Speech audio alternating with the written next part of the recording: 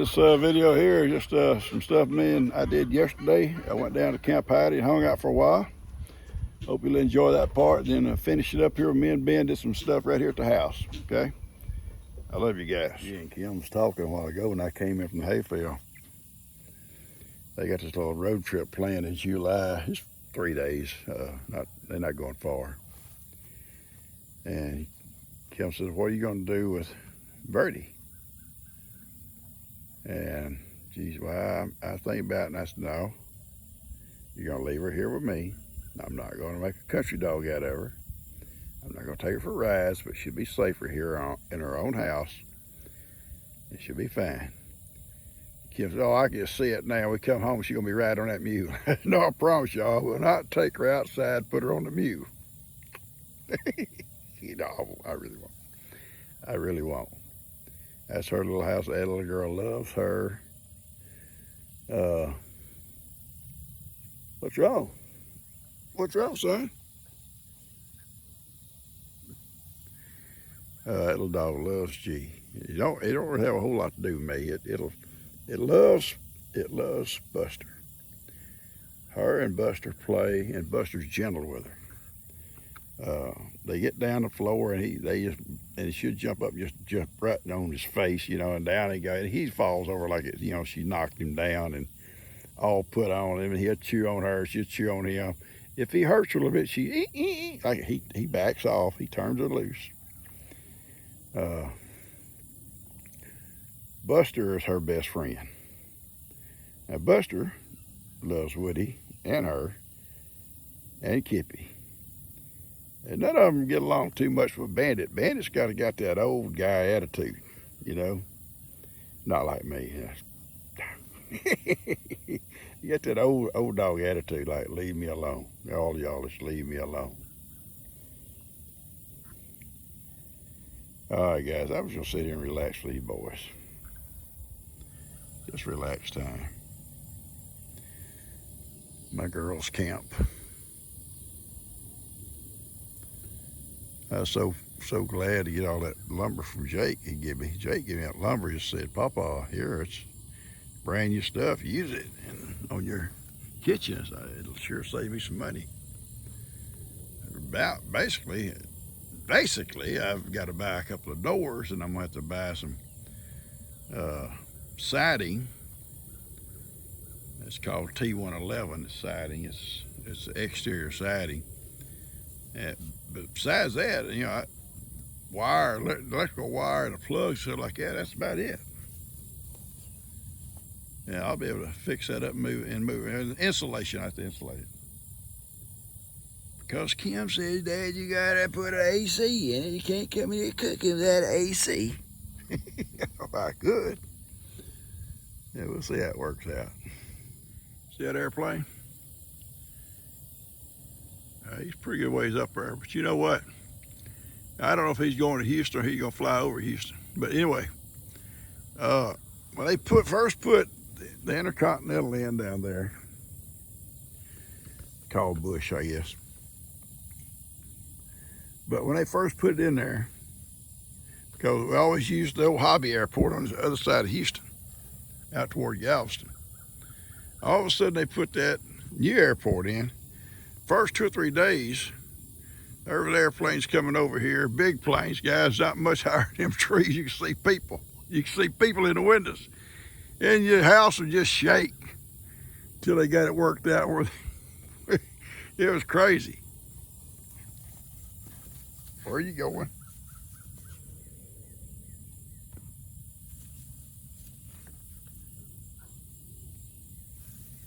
On that video, I'm hauling that hay.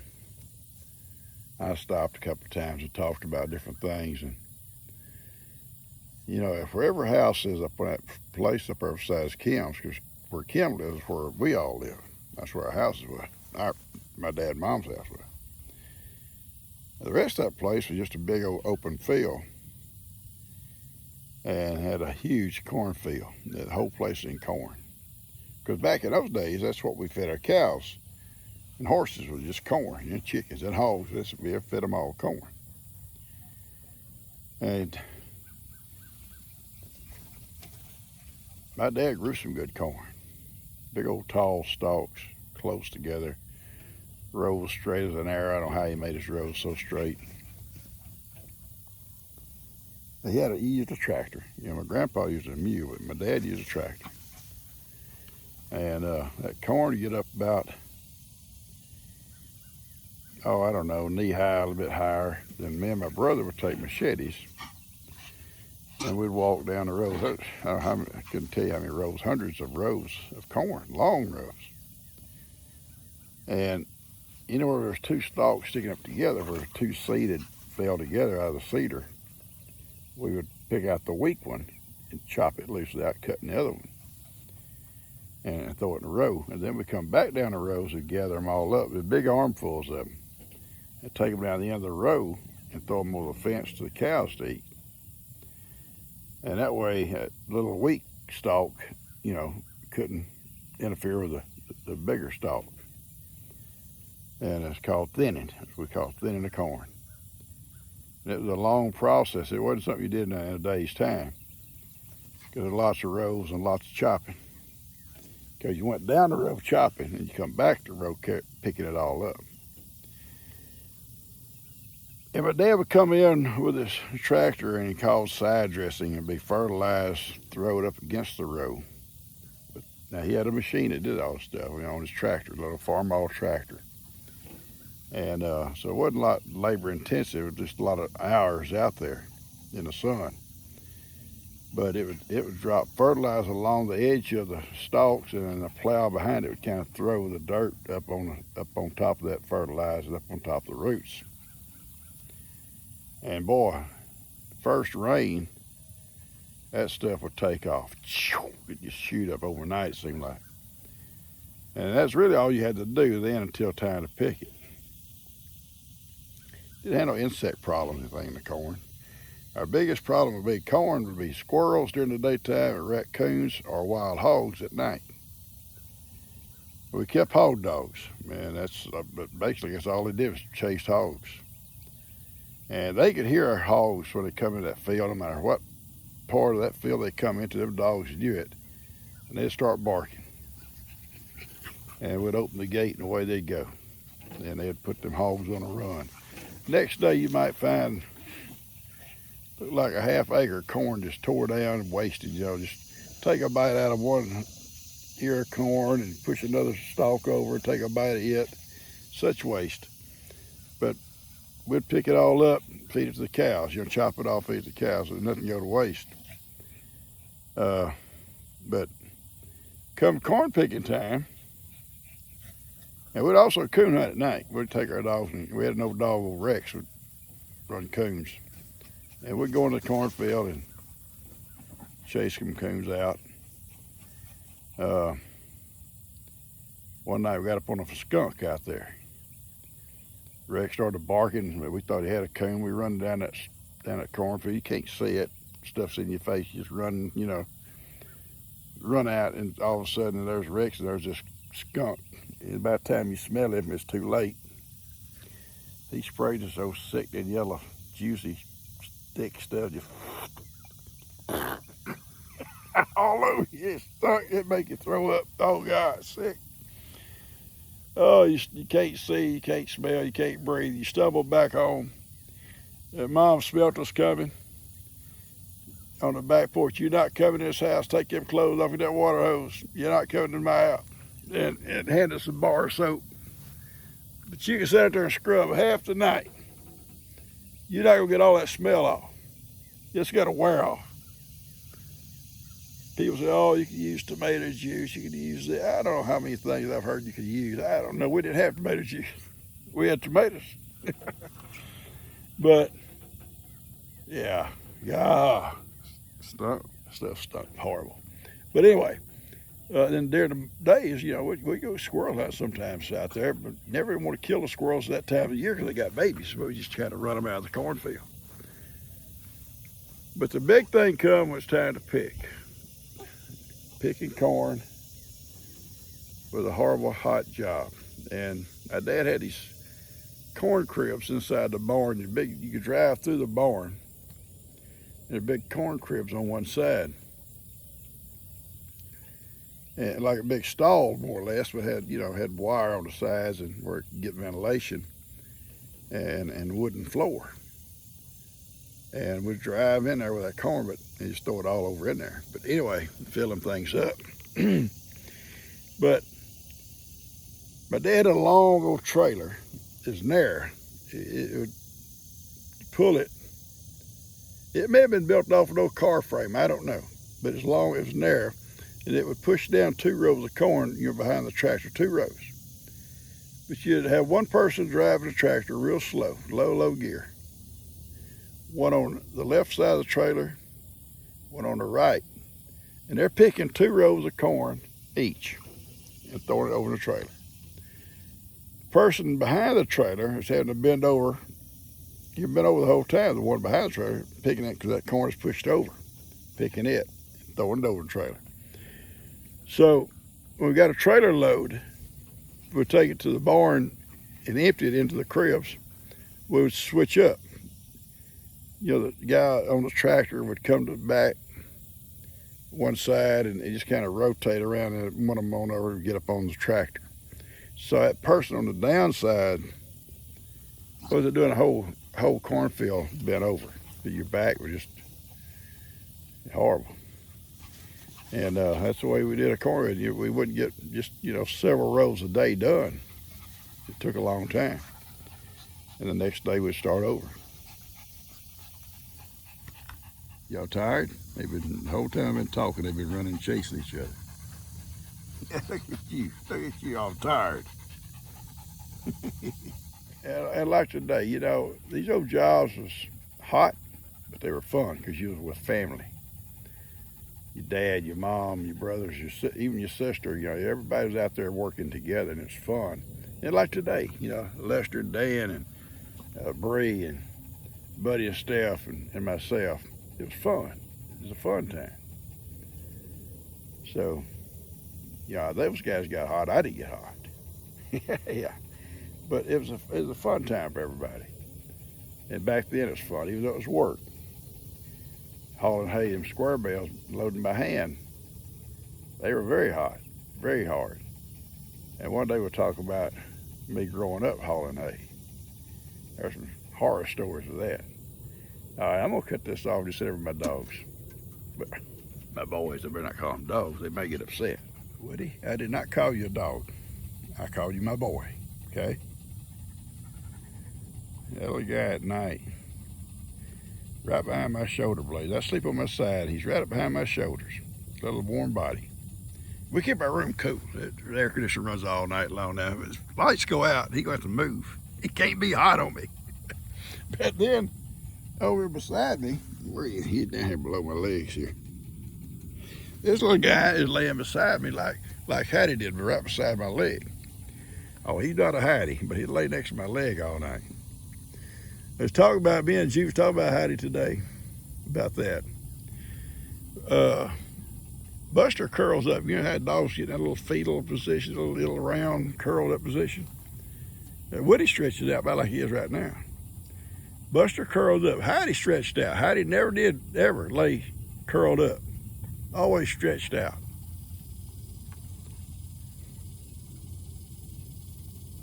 That's sweet little boys. Both of them. Both of them are sweet little boys. Yes, y'all are. Yes, y'all are.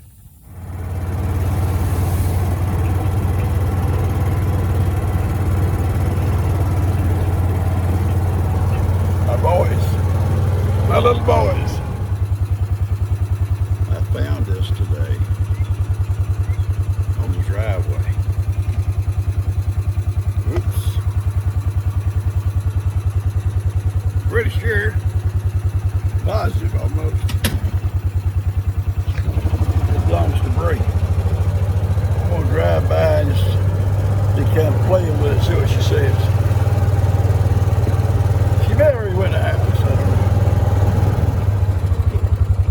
Y'all playing soccer? Yeah. Connor already gone? Connor's inside. Oh, is he? Yeah. He's not into soccer like you? Not as much. Not as He much. likes it, but he's not like dedicated to it. Like Not dedicated like you are. That's what it takes, dedication. What did you say? That's what it takes is dedication, Yeah. you know. That don't mean to be so dedicated you don't come see me and G when all these sports things start, you know. Yeah. Well, I ain't going up there see them old people. I'm playing soccer or I'm playing football. If you do, you know what it's going to be. I'm going to cut your bacon out. Yeah. All right, buddy, I love you. You go ahead and play. Come on with it. Let's go. Come on with it. Come on.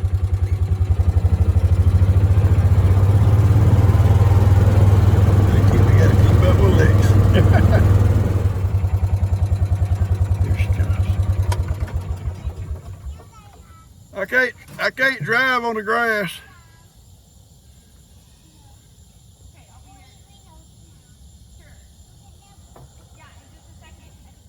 I can't drive on the grass. Oh no, you wouldn't want to get in trouble. No, I just ride around. Oh, What? where'd you find that? What? I bought this at Tractor Supply. No, you did not. You know what? If you don't want to give it back for me, you give it back for Cash because this is his favorite toy. Well, he throwed it down or he lost it on the driveway. Yeah, we lose it a lot. I know. 'cause he don't I've put it lost them back where too. it I've belongs. lost them before you brought them back to me.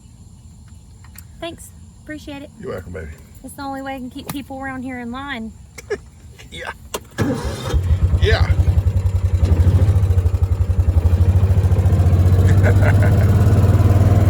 I love her. She is a pain in the butt, but I love her. It's hot. And Ben and I been out here working. And worked over by the shop first. He brought the tractor around and we took an old table saw that's been in the flood now. The second time in the flood is it don't want to go no more. It don't want to go. So we took it back to the metal pile. A welding machine also won't crank up no more. It got flooded too. So he made a second trip back there with it. Hey baby. Hey my baby girl. Oh, the old Mokey. Old Mokey. Yeah, I got a two spot here behind me. Got the porch all cleaned up like we wanted to. It's starting to look halfway decent out there. Tomorrow, and I told Ben, it's already got hot. It's about 1:30 now. It's hot. And if you're not in the shade, you'll burn up. And I'm wringing wet myself. Yeah, I work. You might not think I do. I do. But he's a lot of help. And we did that over there, cleaned up the porch and all, straightened up some stuff. And we come over here and I'll show you. He videoed it also, so if you're watching his video, you'll see the same stuff. His perspective of what we did. And let me turn this around. All right, that little door was in the flood. So it naturally quit working. I'd been gifted another one. It was also in the flood, and I haven't got it going yet. I've got it almost going, and I think if I can take it apart one more time and clean it a little bit better, it will go. And but anyway, we got this one going, and we remounted it, and we had to put this wire, this little frame around it. You know, you did that a few days ago. We put the wire around it. That will keep the goats from messing with it, because Mokey, especially Mokey. Look here, look at it. You get up on top of me and y'all got all this stuff in your hair. My goodness, baby. I love you. I'm trying to sit here and talk. And you just want to get up here. I'll get my brush out here a little bit and brush you again, okay? It's pitiful. A girl looking like this. Your girl is unkempt. Unkempt. Whatever the word is. Y'all heard me say it before. I don't know the word. I don't mind. unkempt girls. I don't mind woolly ones. No, I don't mind. Yeah, there's something to say for them. Sure is. Yes, it is. Anyway, two spot. What do you think, baby? Said, Papa, don't mess with that horse. He's crazy. You been hanging with Ivan. I know she does. Anyway, we put the wire up because Moki will mess with the little door. She'll butt it, she'll pull on it. And so we put it back like that. And if you'll notice, there's a piece of tape on the end because she pulled the little plug out of it. Back before the flood, it protects the batteries. And I was able to put it back in, but it didn't fit tight. That's not what the flood itself, it wasn't because the plug didn't fit tight.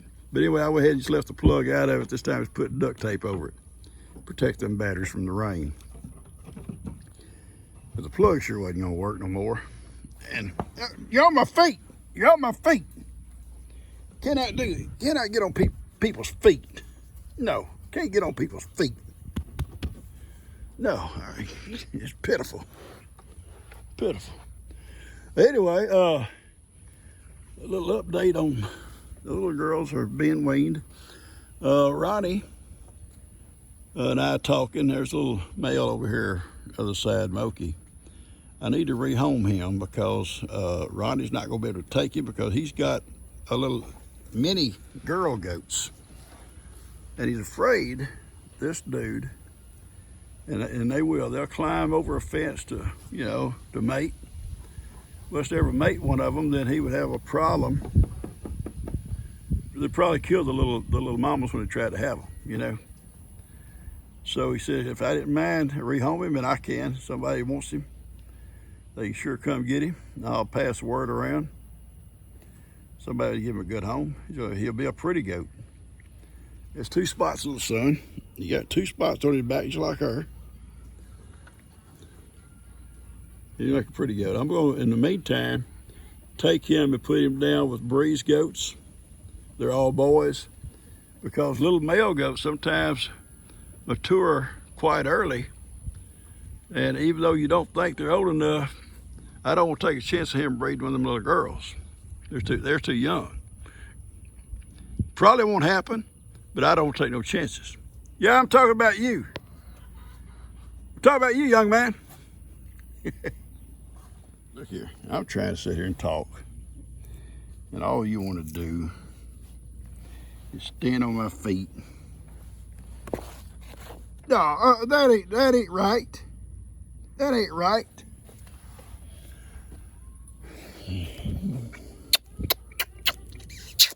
Love you. But you need to go on. Leave me alone. Yeah. You just need to go on. Leave people alone. She likes it back here. She likes that pasture. She likes these goats. She likes Ivan. And Ivan, every day, tolerates her a little bit more and a little bit more. I think he's getting used to her. This morning they stood there side by side eating together.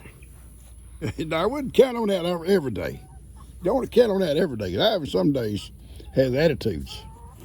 Ivan can get an attitude.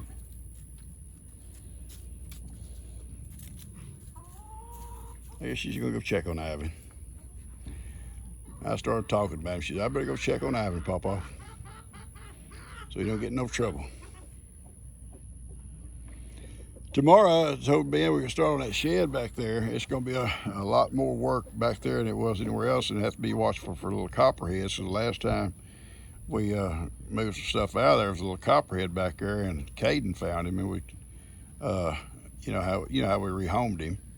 Yeah, he went to heaven, and I'm not going to have poisonous snakes hanging out where my animals and my children and grandchildren all play. Ain't going to happen. So I told Ben tomorrow, make sure he wears boots, wears gloves, and we'll take a rake and pull stuff out first.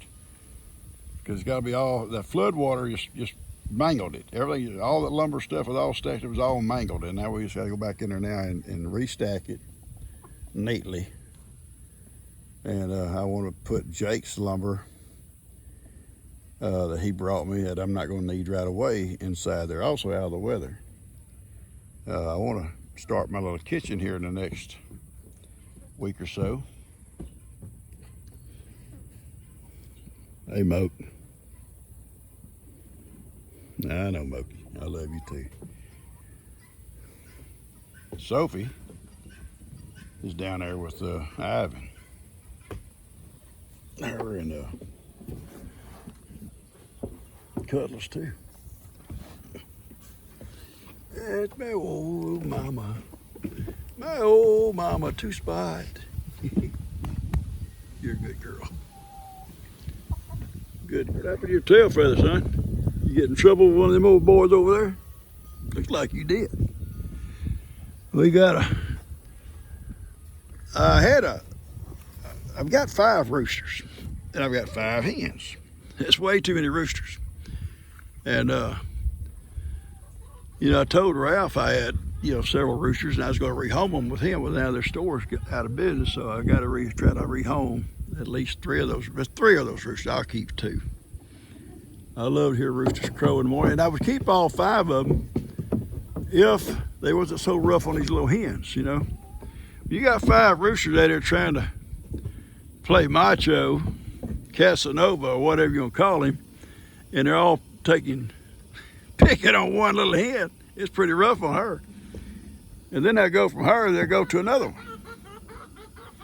It's like 5 on 1. That's my prettiest hen. I love her. Look how black and shiny she is. She is a cross between a Dominator like those, or barred rock, what are you gonna call them, and a production red hen.